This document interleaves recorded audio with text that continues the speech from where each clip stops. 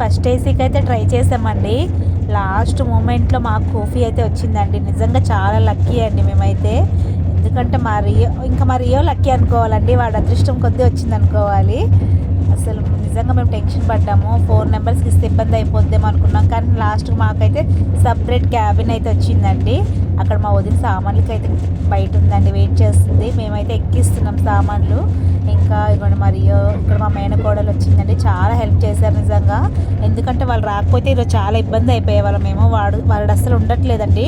First of all నేను కానీ వాడిని పట్టుకొని మా వారు అన్ని ఎక్కియాలంటే చాలా ఇబ్బంది అయ్యేది.